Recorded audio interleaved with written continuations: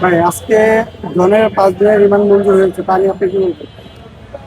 দেখুন, নায়ক নায়ক সালমান শাহ হত্যার মামলার আসামি ডনের ডনের 5 দিনের রিমান্ড মঞ্জুর হয়েছে।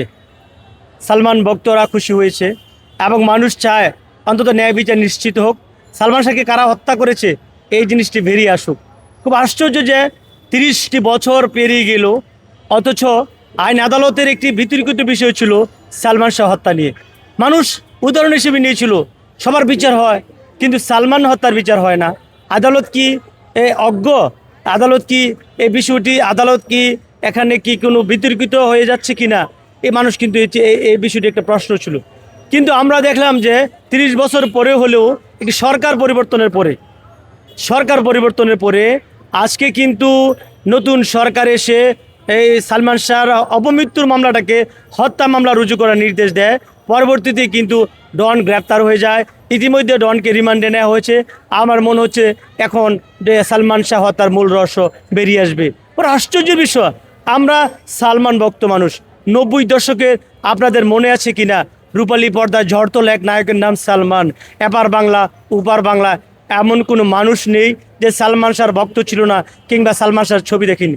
তখনকার আমলে আমার মনে আছে সালমান শাহর প্রথম ছবি মৌসুমীকে নিয়ে, কেমত থেকে কেমত, দেনমোহর, অন্তরে অন্তর, এরপরের জুটি শাবনূরকে ঘিরে, তার প্রায় 26 থেকে 27টি ছবি। এমন কোনো বাংলার ছবি নেই যে আমি দেখিনি, এবং এমন কোনো গানও নেই যে আসলে আমরা জানি না। তখন আমাদের সময়টা ছিল পুরো যৌবন, সুকান্তা ভট্টাচার্যের কবিতার মতো পুরো 18 বছরের দুরন্ত। আমরা সেই 18 বছরের দুরন্ত ছিলাম। তখন সালমান শাহর এমন কোনো ছবি নেই যে আমি দেখিনি। আমার একটা গল্প মনে আছে, আমার বাড়ি ব্রাহ্মণবাড়িয়া বাঞ্ছারামপুর।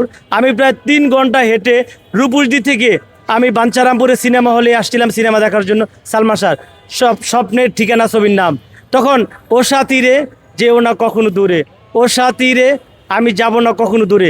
এই গানের সুরটি শুনে আমার মনে হচ্ছিল যে কেন সুরটা শেষ হয় না, মনে হচ্ছে সিনেমা হলটা ভেঙে ভিতরে ঢুকে যায়। তখন অনুভূতিটা কিন্তু এমনই ছিল, একদম একদম সত্যি করে বলছি।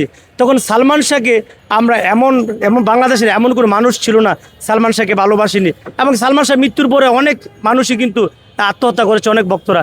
আজকে দেখলাম যে বিজ্ঞ সিএমএম আদালতে অসংখ্য তার ভক্ত গুণগ্রাহীরা সিএমএম আদালতকে প্রাণবন্ত করে রেখেছে। এখনও মানুষ সালমান শাহকে ভালোবাসে। নায়ক শাহরুখ খান আর বাংলাদেশের সালমান শাহ, এই দুজনকে কিন্তু আমরা এক কাতারে রেখেছিলাম। খুব দুর্ভাগ্য যে রূপালী পর্দার এমন একটি জনপ্রিয় নায়ক এত দ্রুতই আমাদের মাঝ থেকে চলে গেল। সেই থেকে কিন্তু বাংলা সিনেমার যে একটা অকাল পড়েছে, সে অকালতা কিন্তু এখনও শেষ হয়নি। এখন কিন্তু সালমান শাহর মতো নায়ক না থাকার কারণে মানুষ কিন্তু সিনেমা হল এখন আর ভিড় করছে না। কাজে যেহেতু সালমান শাহকে 30 বছর পরেও সালমান শাহর অপমৃত্যুর মামলাটাকে হত্যা মামলা রুজু করা হয়েছে, আসামি যেহেতু গ্রেপ্তার হয়েছে, দ্রুত আমি চাইবো যে আজিজ মাহমুদ ভাই, সামিরা, তাদেরকে গ্রেপ্তার করা হোক। তখনই কিন্তু হত্যার মূল রহস্য বেরিয়ে যাবে। আর এতে করে দুইটা জিনিস হলো যে সালমান শাহর মা এবং সালমান শাহর আত্মা শান্তি পাবে বিচারের মধ্য দিয়ে, যে তার বিচারের রহস্য বেরিয়ে যাবে। আর আদালত দায়মুক্ত হলো, যে আদালত পারে না এই কথাটা কিন্তু এখানে সৃষ্টি হয়ে গেছিল। এখন কিন্তু এই উদাহরণটা আর দেওয়ার সুযোগ নেই। আদালত পারে না, আদালত পেরেছে। একটি সরকার 17 বছর ক্ষমতা ছিল, ওই সরকারকে যে কোনোভাবে হয়তো ওই রাষ্ট্রপক্ষকে ম্যানেজ করে আসামিরা বহাল তবিয়তে ছিল। কিন্তু এখন যে নতুন সরকার এসেছে, এই সরকারের তো সালমান শাহকে নিয়ে এই সরকারের আইন আদালতের প্রতি মানুষের একটা আস্থা তৈরি হয়েছে। সেই জায়গা থেকে কিন্তু আজকে সালমান শাহর বিচার শুরু হয়েছে। আমরা সালমান ভক্ত হিসেবে আমরা খুব আশাবাদী যে অচিরে সালমান হত্যার মূল রহস্য বেরিয়ে আসবে, এবং তার অনাগত অসংখ্য ভক্তবৃন্দরা কিন্তু এই হত্যার রহস্য জানতে পারবে। এতে করে বাংলাদেশের প্রতিটি মানুষ অন্তত স্বস্তি পাবে যে বিচারের মধ্য দিয়ে এই